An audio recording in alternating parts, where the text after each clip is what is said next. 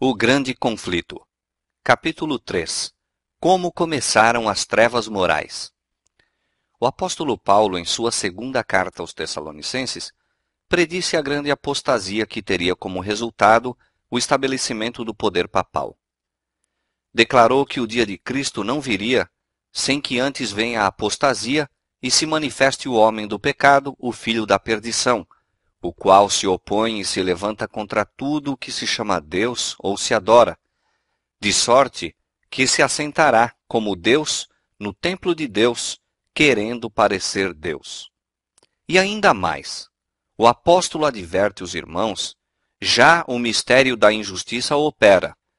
Mesmo naqueles primeiros tempos, viu ele, insinuando-se na igreja, erros que preparariam o caminho para o desenvolvimento do papado. Pouco a pouco, a princípio furtiva e silenciosamente, e depois mais às claras, à medida em que crescia em força e conquistava o domínio na mente das pessoas, o mistério da iniquidade levou avante sua obra de engano e blasfêmia. Quase imperceptivelmente, os costumes do paganismo tiveram ingresso na igreja cristã. O espírito de transigência e conformidade fora restringido durante algum tempo pelas terríveis perseguições que a igreja suportou sob o paganismo. Mas, incessando a perseguição e entrando o cristianismo nas cortes e palácios dos reis, pôs ela de lado a humilde simplicidade de Cristo e seus apóstolos, em troca da pompa e orgulho dos sacerdotes e governadores pagãos, e em lugar das ordenanças de Deus, colocou teorias e tradições humanas. A conversão nominal de Constantino, na primeira parte do século IV, causou grande regozijo, e o mundo, sob o manto da justiça aparente, introduziu-se na igreja. Progredia rapidamente a obra de corrupção. O paganismo, conquanto parecesse suplantado, tornou-se o vencedor. Seu espírito dominava a igreja. Suas doutrinas, cerimônias e superstições incorporavam-se à fé e culto dos professos seguidores de Cristo. Esta mútua transigência entre o paganismo e o cristianismo resultou no desenvolvimento do homem do pecado, predito na profecia como se opondo a Deus e exaltando-se sobre ele. Aquele gigantesco sistema de religião falsa é obra-prima do poder de Satanás, monumento de seus esforços para sentar-se sobre o trono e governar a terra segundo a sua vontade. Uma vez Satanás se esforçou por estabelecer um compromisso mútuo com Cristo. Chegando-se ao Filho de Deus no deserto da tentação e mostrando-lhe todos os reinos do mundo e a glória dos mesmos, ofereceu-se a entregar tudo em suas mãos se tão somente reconhecesse a supremacia do príncipe das trevas. Cristo repreendeu o pretensioso tentador e obrigou-o a retirar-se. Mas Satanás obtém maior êxito em apresentar ao homem as mesmas tentações. Para conseguir proveitos e honras humanas, a igreja foi levada a buscar o favor e apoio dos grandes homens da terra, e havendo assim rejeitado a Cristo, foi induzida a prestar obediência ao representante de Satanás, o bispo de Roma. Uma das principais doutrinas do catolicismo é que o Papa é a cabeça visível da Igreja Universal de Cristo, investido de autoridade suprema sobre os bispos e pastores em todas as partes do mundo. Mais do que isto, tem-se dado ao Papa os próprios títulos da divindade. Tem sido intitulado Senhor Deus o Papa e foi declarado infalível. Exige ele a homenagem de todos os homens. A mesma pretensão em que insistia Satanás no deserto da tentação, ele ainda a encarece mediante a Igreja de Roma, e enorme número de pessoas estão prontas para render-lhe homenagem. Mas os que temem e reverenciam a Deus enfrentam esta audaciosa presunção do mesmo modo por que Cristo enfrentou as solicitações do insidioso adversário. Adorarás ao Senhor teu Deus, e a ele somente servirás. Deus jamais deu em sua palavra a mínima sugestão de que tivesse designado a algum homem para ser a cabeça da igreja. A doutrina da supremacia papal opõe-se diretamente aos ensinos das Escrituras Sagradas. O Papa não pode ter poder algum sobre a Igreja de Cristo, senão por usurpação. Os romanistas têm persistido em acusar os protestantes de heresia e voluntária separação da verdadeira Igreja. Semelhantes acusações, porém, implicam-se antes a eles próprios. São eles os que depuseram a bandeira de Cristo e se afastaram da fé que uma vez foi dada aos santos. Satanás bem sabia que as Escrituras Sagradas habilitariam os homens a discernir seus enganos e resistir a seu poder. Foi pela palavra que mesmo o Salvador do mundo resistiu a seus ataques. Em cada assalto, Cristo apresentou o escudo da verdade eterna, dizendo: está escrito. A cada sugestão do adversário, opunha a sabedoria e poder da palavra. A fim de Satanás manter o seu domínio sobre os homens e estabelecer a autoridade humana, deveria conservá-los na ignorância das Escrituras. A Bíblia exaltaria a Deus e colocaria o homem finito em sua verdadeira posição. Portanto, suas sagradas verdades deveriam ser ocultadas e suprimidas. Esta lógica foi adotada pela Igreja de Roma. Durante séculos, a circulação da Escritura foi proibida. Ao povo era vedado lê-la ou tê-la em casa, e sacerdotes e prelados sem escrúpulos interpretavam-lhe os ensinos de modo a favorecerem suas pretensões. Assim, o chefe da igreja veio a ser quase universalmente reconhecido como o vigário de Deus na terra, dotado de autoridade sobre a igreja e o Estado. Suprimido o revelador erro, agiu Satanás à vontade. A profecia declarara que o papado havia de cuidar em mudar os tempos e a lei. Daniel 7:25. Para cumprir esta obra não foi vagaroso. A fim de proporcionar aos conversos do paganismo uma substituição à adoração de ídolos e promover assim sua aceitação nominal do cristianismo, foi gradualmente introduzida no culto cristão a adoração das imagens e relíquias. O decreto de um concílio geral estabeleceu, por fim, este sistema de idolatria. Para completar a obra sacrílega, Roma pretendeu eliminar da lei de Deus o segundo mandamento, que proíbe o culto das imagens, e dividir o 10º mandamento a fim de conservar o número deles. Este espírito de concessão ao paganismo abriu caminho para desrespeito ainda maior da autoridade do céu.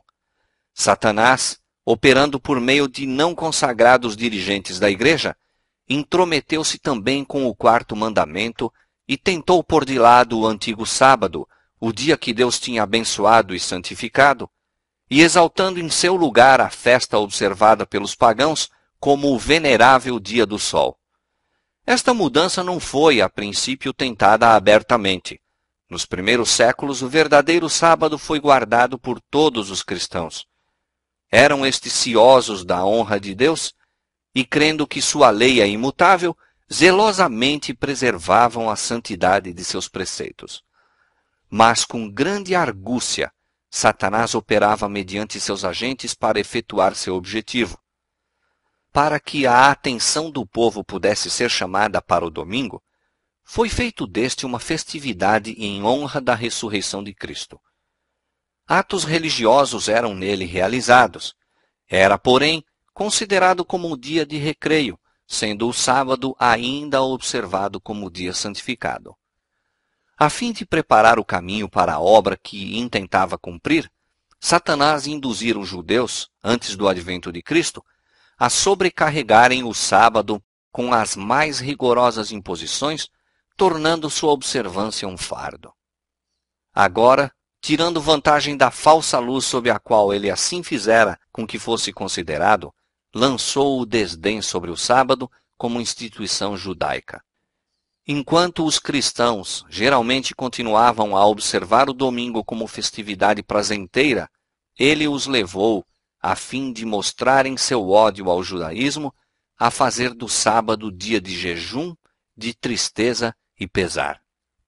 Na primeira parte do século IV, o imperador Constantino promulgou um decreto fazendo do domingo uma festividade pública em todo o Império Romano. O dia do sol era venerado por seus súditos pagãos e honrado pelos cristãos. Era política do imperador unir os interesses em conflito do paganismo e cristianismo.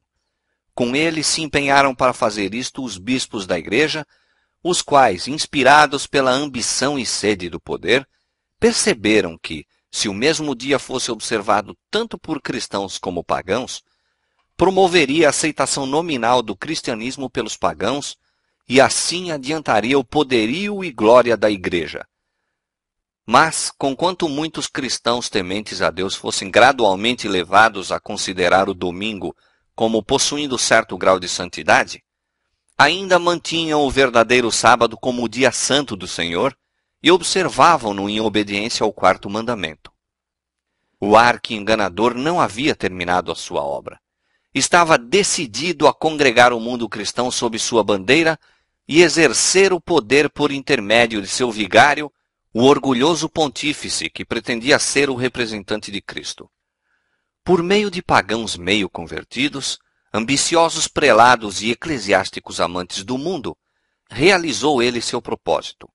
Celebravam-se de tempos em tempos vastos concílios aos quais do mundo todo concorriam os dignitários da igreja. Em quase todos os concílios, o sábado que Deus havia instituído era rebaixado um pouco mais, enquanto o domingo era em idêntica proporção exaltado. Desta arte, a festividade pagã veio finalmente a ser honrada como instituição divina, ao mesmo tempo em que se declarava ser o sábado bíblico relíquia do judaísmo, amaldiçoando-se seus observadores. O grande apóstata conseguira exaltar-se contra tudo o que se chama Deus ou se adora. Ousara mudar o único preceito da lei divina que inequivocamente indica a toda a humanidade o Deus verdadeiro e vivo. No quarto mandamento, Deus é revelado como o Criador do céu e da terra e por isso se distingue de todos os falsos deuses. Foi para a memória da obra da criação que o sétimo dia foi santificado como dia de repouso para o homem. Destinava-se a conservar o Deus vivo sempre diante da mente humana como a fonte de todo ser e objeto de reverência e culto. Satanás esforça-se por desviar os homens de sua aliança para com Deus e de prestarem obediência à sua lei. Dirige seus esforços, portanto, especialmente contra o mandamento que aponta a Deus como o Criador. Os protestantes hoje insistem em que a ressurreição de Cristo no domingo fê-lo o sábado cristão. Não existe, porém, evidência escriturística para isto. Nenhuma honra semelhante foi conferida ao dia por Cristo ou seus apóstolos. A observância do domingo como instituição cristã teve origem no mistério da injustiça, que já no tempo de Paulo começara a sua obra. Onde e quando adotou o Senhor este filho do papado? Que razão poderosa se poderá dar para uma mudança que as Escrituras não sancionam? No século VI, tornou-se o papado firmemente estabelecido. Fixou-se a sede de seu poderio na capital imperial e declarou-se ser o bispo de Roma a cabeça de toda a igreja. O paganismo cedera lugar ao papado. O dragão dera à besta o seu poder e o seu trono e grande poderio. Apocalipse 13:2. E começaram então os 1260 anos da opressão papal, preditos nas profecias de Daniel, capítulo 7, 25, e Apocalipse, capítulo 13, versos 5 a 7. Os cristãos foram obrigados a optar entre renunciar sua integridade e aceitar as cerimônias e culto papais, ou passar a vida nas masmorras, sofrer a morte pelo instrumento de tortura, pela fogueira ou pela machadinha do verdugo. Cumpriam-se as palavras de Jesus, e até pelos pais e irmãos e parentes e amigos sereis entregues, e matarão alguns de vós, e de todos sereis odiados por causa do meu nome. Desencadeou-se a perseguição sobre os fiéis com maior fúria do que nunca, e o mundo se tornou um vasto campo de batalha. Durante séculos, a Igreja de Cristo encontrou refúgio no isolamento e obscuridade. Assim diz o profeta: a mulher fugiu para o deserto, onde já tinha lugar preparado por Deus para que ali fosse alimentada durante 1260 dias. Apocalipse 12, verso 6. O acesso da Igreja de Roma ao poder assinalou o início da escura Idade Média. Aumentando seu poderio, mais se adensavam as trevas. De Cristo, o verdadeiro fundamento, transferiu-se a fé para o Papa de Roma. Em vez de confiar no Filho de Deus para o perdão dos pecados e para a salvação eterna, o povo olhava para o Papa e para os sacerdotes e prelados a quem alegava autoridade. Ensinava-se de ser o Papa seu mediador terrestre e que ninguém poderia aproximar-se de Deus senão por seu intermédio. E mais ainda, que ele ficava para eles em lugar de Deus e deveria, portanto, ser implicitamente obedecido. Esquivar-se de suas disposições era motivo suficiente para se infligir a mais severa punição ao corpo e alma dos delinquentes. Assim, a mente do povo desviava-se de Deus para homens falíveis e cruéis, e mais ainda, para o próprio príncipe das trevas, que por meio deles exercia o seu poder. O pecado se disfarçava sob o manto de santidade. Quando as escrituras são suprimidas e o homem vem a considerar-se supremo, só podemos esperar fraudes, engano e aviltante iniquidade. Com a elevação das leis e tradições humanas, tornou-se manifesta a corrupção que sempre resulta de se pôr de lado a lei de Deus. Dias de perigo foram aqueles para a Igreja de Cristo. Os fiéis porta-estandartes eram, na verdade, poucos. Posto que a verdade não fosse deixada sem testemunhas, parecia por vezes que o erro e a superstição prevaleceriam completamente e a verdadeira religião seria banida da terra. Perdeu-se de vista o Evangelho, mas multiplicaram-se as formas de religião e o povo foi sobrecarregado de severas exigências. Ensinava-se-lhes não somente a considerar o Papa como seu mediador, mas a confiar em suas próprias obras para expiação do pecado. Longas peregrinações, atos de penitência, adoração de relíquias, ereção de igrejas, relicários e altares, bem como o pagamento de grandes somas à igreja, tudo isto e muitos atos semelhantes eram ordenados para aplacar a ira de Deus ou assegurar o seu favor, como se Deus fosse idêntico aos homens, encolerizando-se por ninharias ou apaziguando-se com donativos ou atos de penitência. Apesar de que prevalecesse o vício, mesmo entre os chefes da Igreja de Roma, sua influência parecia aumentar constantemente.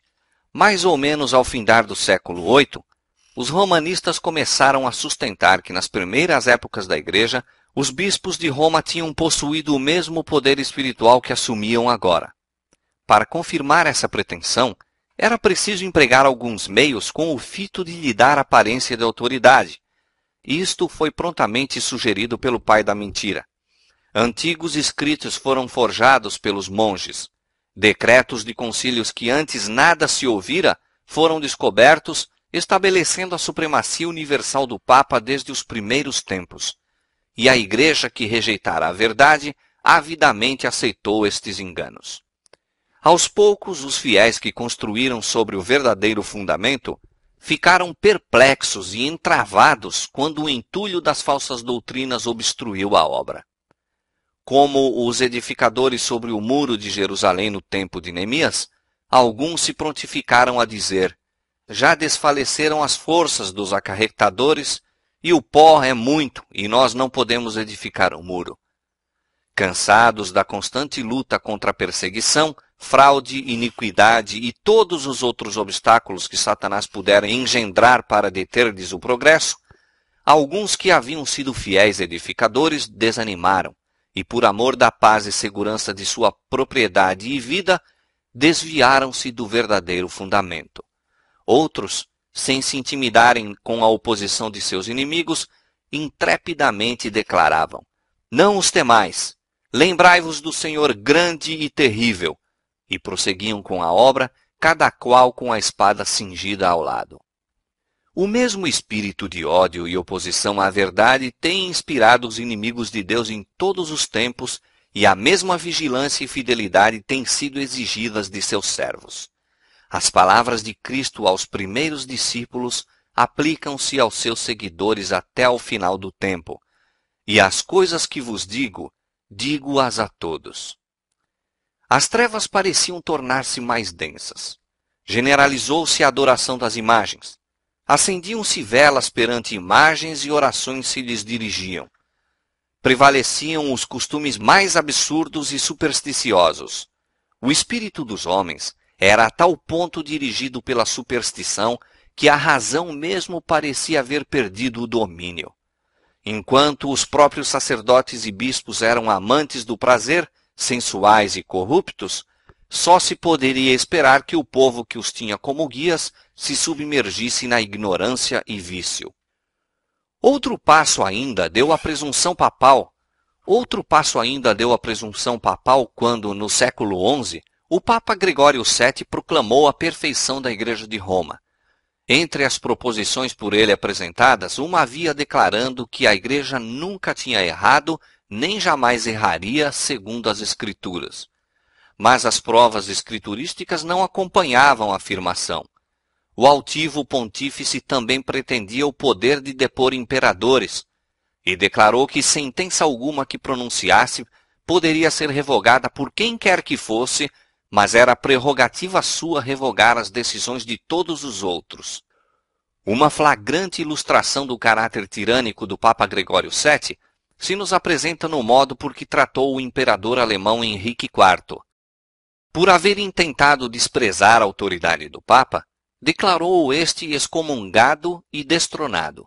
Aterrorizado pela deserção e ameaças de seus próprios príncipes, que por mandado do Papa eram incentivados na rebelião contra ele, Henrique pressentiu a necessidade de fazer as pazes com Roma.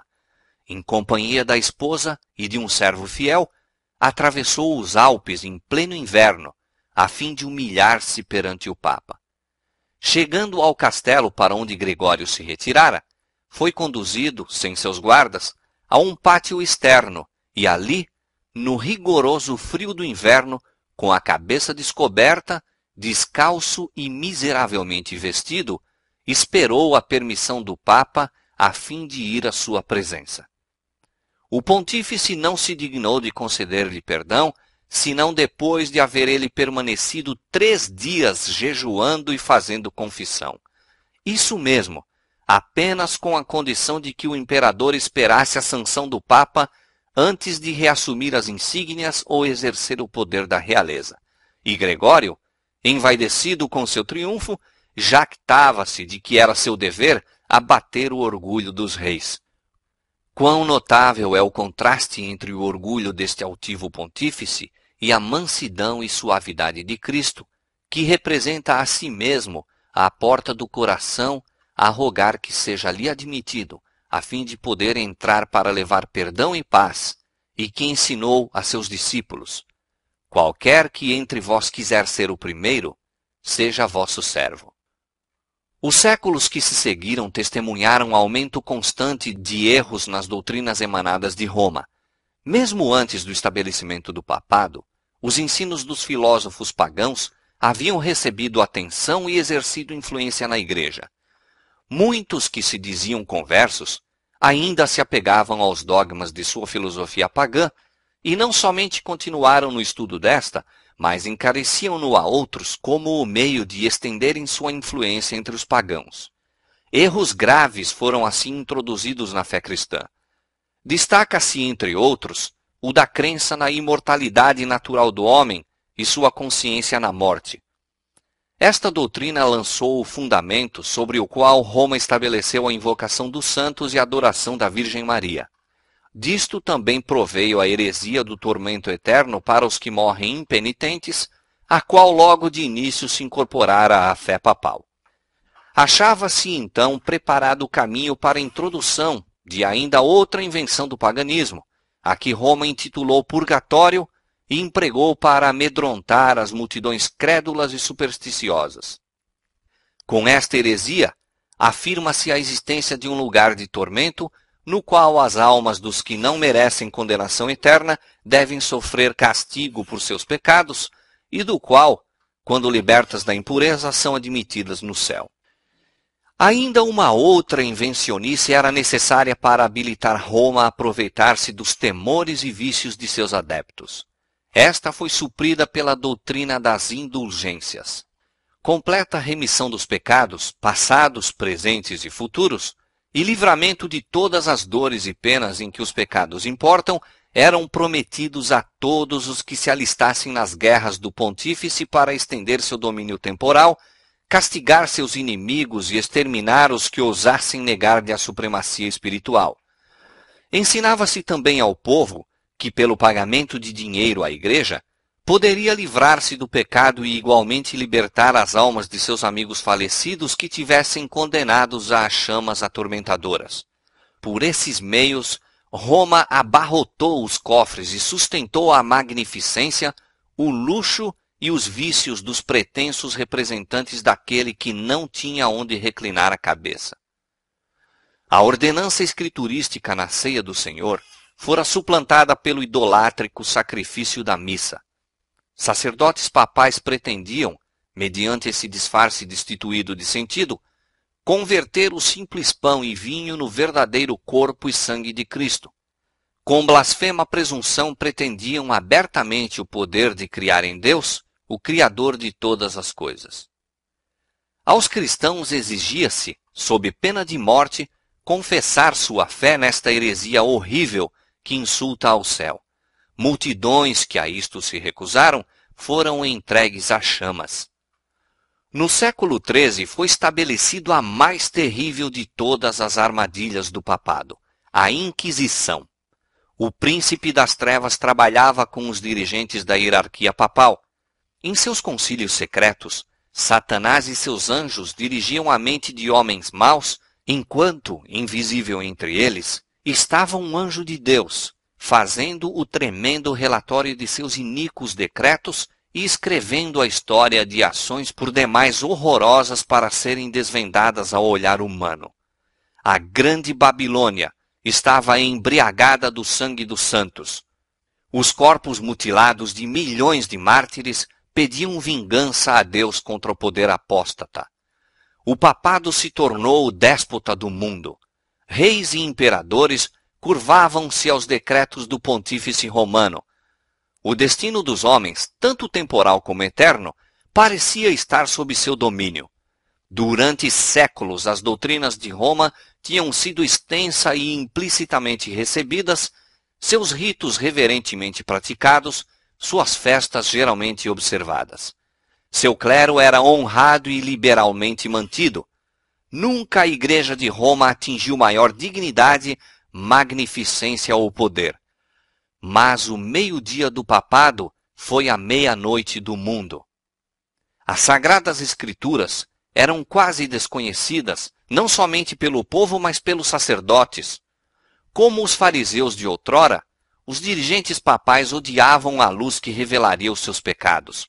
Removida a lei de Deus, a norma de justiça, exerciam eles poder sem limites e praticavam os vícios sem restrições. Prevaleciam a fraude, a avareza, a libertinagem. Os homens não recuavam de crime algum pelo qual pudessem adquirir riqueza ou posição. Os palácios dos papas e prelados eram cenários da mais vil devassidão. Alguns dos pontífices reinantes eram acusados de crimes tão revoltantes que os governadores seculares se esforçavam por depor esses dignitários da igreja como monstros demasiado vis para serem tolerados. Durante séculos, a Europa não fez progresso no saber, nas artes ou na civilização. Uma paralisia moral e intelectual caíra sobre a cristandade. A condição do mundo sob o poder romano apresentava o cumprimento terrível e surpreendente das palavras do profeta Oséias. O meu povo foi destruído porque lhe faltou o conhecimento. Porque tu rejeitaste o conhecimento, também eu te rejeitarei, visto que te esqueceste da lei do teu Deus, também me esquecerei de teus filhos. Não há verdade, nem benignidade, nem conhecimento de Deus na terra. Só prevalecem o perjurar e o mentir, e o matar e o furtar, e o adulterar, e há homicídios sobre homicídios. Foram estes os resultados do banimento da palavra de Deus. Mentir, e o matar, e o furtar, e o adulterar, e há homicídios sobre homicídios. Foram estes os resultados do banimento da palavra de Deus.